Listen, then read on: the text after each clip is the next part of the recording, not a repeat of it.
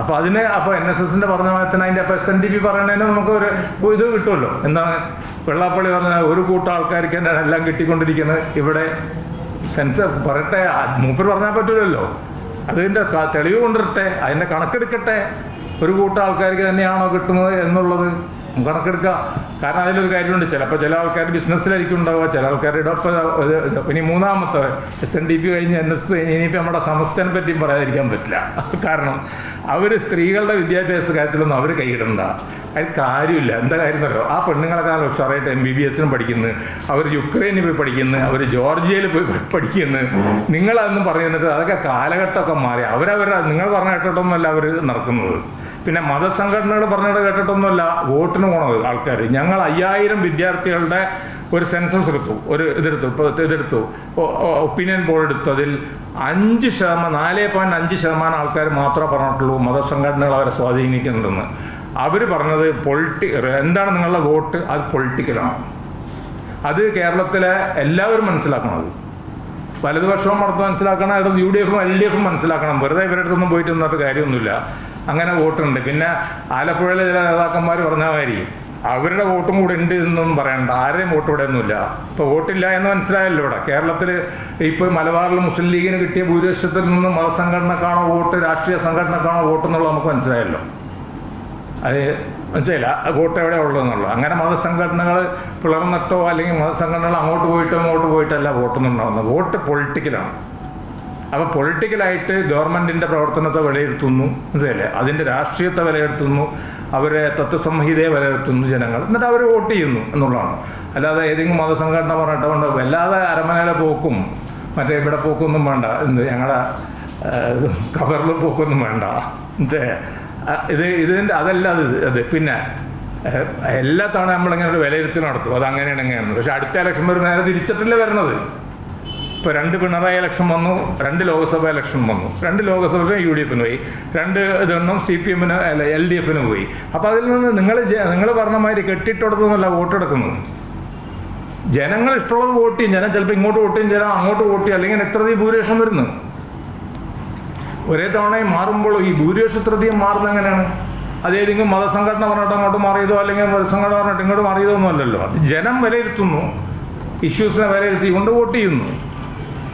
അത് ജനം വിലയിരുത്തുന്നത് ശരിയാണോ അല്ലേ എന്നുള്ളത് വേറെ വിഷയമാണ്. പക്ഷേ അത് പൊളിറ്റിക്കലാണ്. അപ്പോൾ അതുകൊണ്ട് ആണ് ഈ മതസംഘടനകൾ അനാവശ്യമായിട്ട് ഇത്തരത്തിലുള്ള കാര്യങ്ങളിൽ ഇടപെടാതിരിക്കുക. അതാണ് അവർക്ക് ഭൂഷണം. അപ്പോൾ എന്ത് പറ്റുന്നതില്ലെങ്കിൽ അവരിടപെട്ടാൽ പിന്നെ ബാക്കി എല്ലാവരും ഇടപെടാൻ തുടങ്ങും. പിന്നീട് നേരത്തെ പറഞ്ഞ മാതിരി വേണ്ടാത്ത ചില പ്രവണതകളിലോട്ട് കടന്നു ചെല്ലും. അങ്ങനെയാണ് വോട്ട് ബാങ്ക് പൊളിറ്റിക്സ്. ഇത്ര വോട്ട് അങ്ങോട്ട് പോയി, അത്ര വോട്ട് ഇങ്ങോട്ട് വന്നപ്പോൾ നിങ്ങൾക്ക് പൊന്നാനിയിലാണെന്നും അറിയാലോ. നിങ്ങൾ എന്താ പ്രതീക്ഷിച്ചിരുന്നത്? അതല്ലല്ലോ അവിടെ നടന്നത്. അന്നത്തെ നമ്മുടെ മീഡിയയിലൊക്കെ നടന്നിരുന്ന റിപ്പോർട്ടിങ് അങ്ങനെയായിരുന്നു. ഇന്ന രീതിയിൽ വരുന്ന കാരണം ഇത്ര വോട്ട് കിട്ടും. ഒരു രീതി ഒരിക്കലും ഉണ്ടായിട്ടില്ല.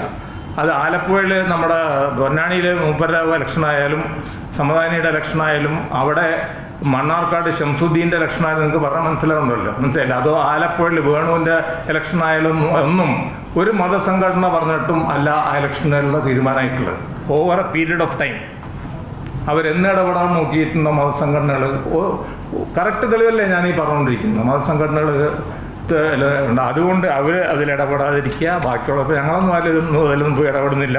വെള്ളാപ്പള്ളി ഇപ്പോൾ ഞാൻ പറഞ്ഞ ഇവർ വേറെ വല്ലത്തിന് ഈ വെള്ളാപ്പള്ളി നടേശന് എന്താ എപ്പോഴാണ് പറയാമെന്ന് നമുക്കറിഞ്ഞൂടാ. മൂപ്പർ പല ഘട്ടത്തിലും പലതും പറയാറുണ്ട്.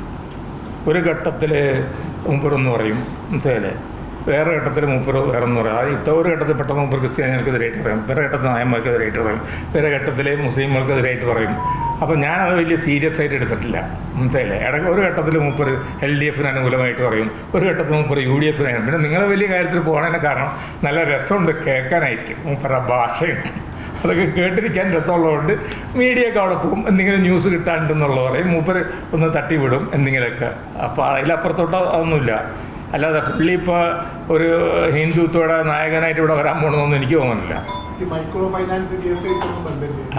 ഒന്നുമില്ല, അതിങ്ങനെ പറയണം മൂപ്പർ. പക്ഷേ ഈ വേറെ കാര്യം കൂടെ പറയാം. ഈ നവോത്ഥാന മുന്നണി ഇതായിട്ട് ഞങ്ങൾ ഒരിക്കലും സഹകരിച്ചിട്ടില്ല. ഞാൻ ആ വഴിക്കേ പോയിട്ടില്ല. എന്താണ് നവോത്ഥാന മുന്നണി എന്നല്ല അതിൻ്റെ പേര്, സമിതി, നവോത്ഥാന സമിതി. പിന്നെ പുന്നലായിട്ട് ഞാൻ സംസാരിച്ചപ്പോൾ പുന്നല പറഞ്ഞു പുന്നലയും പോണില്ല എന്ന് പറഞ്ഞു. അപ്പോൾ ഞങ്ങൾ അന്നോട്ടേ പോകാറില്ല. കാരണം ഈ മൂപ്പരുള്ളതിനെ കൊണ്ട് അതിൻ്റെ ഇപ്പം അതിൽ വേറെ ഒന്നും ഉണ്ടല്ലോ, ഇതിലൊന്നും ഉണ്ടാവാൻ പോകണില്ല എന്നറിയാം. ഈ മൂപ്പരിരിക്കും, വേറെ ആരെങ്കിലും ഇരിക്കുകയായിരുന്നെങ്കിൽ നമുക്ക് പിന്നെയും കുഴപ്പമില്ല. പക്ഷെ അതൊരു ബ്ലണ്ടറാണ് ഗവൺമെൻറ് ചെയ്തത്, പുള്ളിയെ പിടിച്ചതിൻ്റെ ചെയർമാൻ പോസ്റ്റിലെത്തിയത്. അത് തീരെ അത് ശരിയായിട്ടില്ല. യഥാർത്ഥത്തിൽ ഗവൺമെൻറ് ഇങ്ങനെയൊക്കെ പറയുമ്പോൾ ഗവൺമെൻറ് മൂപ്പരെ ഒഴിവാക്കണം. പക്ഷേ എനിക്കറിഞ്ഞൂടെ എങ്ങനെ ഒഴിവാക്കാൻ പോകണം, അതിൻ്റെ സിസ്റ്റം എന്താണ്, അത് രജിസ്റ്റേർഡ് സൊസൈറ്റി ആണോ എങ്ങനെയാണെന്നുള്ളതൊന്നും നമുക്കറിയാം. അത് ഗവൺമെൻറ് നോമിനേറ്റഡ് ബോഡിയാണോ അതൊന്നും എനിക്കറിഞ്ഞൂടാ. ഞാൻ അങ്ങോട്ട് പോയിട്ടില്ല. എന്നെ വിളിച്ചിരുന്നു, ഞാൻ ഫസ്റ്റ് മീറ്റിങ്ങിന് പോയിരുന്നു, പിന്നെ ഞാൻ പോയില്ല. ജിഫ്രി മുത്തുക്കോയത്തങ്ങൾ അങ്ങോട്ട് പോയിട്ടും വേറെ മുത്തുക്കോയത്തങ്ങൾ ഇങ്ങോട്ട് വന്നിട്ടും ഒന്നും ഒരു ഗുണം ഉണ്ടായിട്ടില്ല എന്ന് വ്യക്തമാണ്. അത് മറ്റൊരിക്കും ഗുണം ഉണ്ടാവില്ല.